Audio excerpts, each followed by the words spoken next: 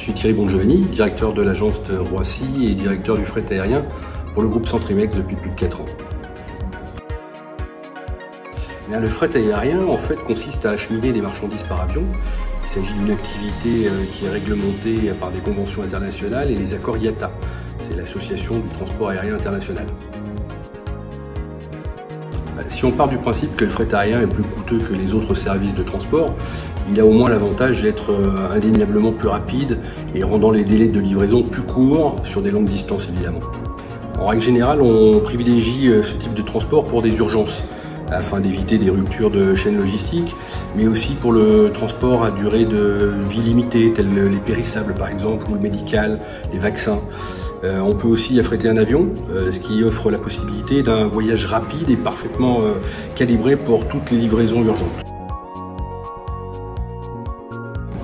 Alors, il y a 3 types d'appareils qui assurent le transport aérien et des marchandises.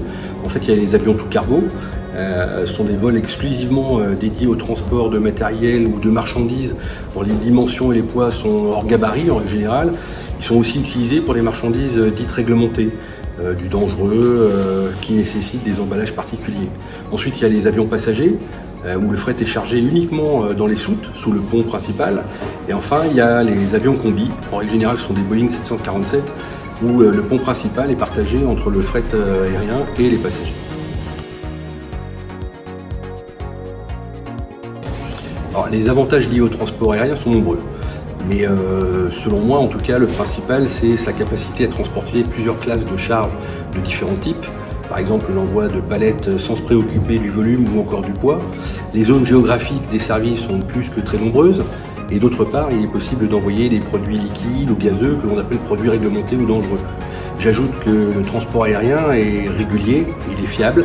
Du coup, bien souvent, les frais financiers, comme ceux qui sont liés au stockage et à l'assurance, sont réduits.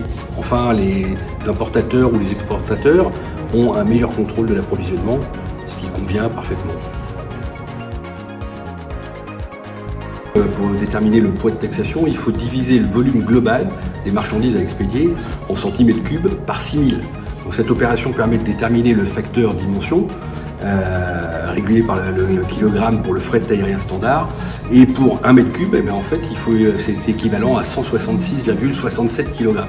Ainsi, si votre poids brut est inférieur à votre poids volume, vous serez taxé sur la base du poids taxable, ou plus communément appelé le poids volume.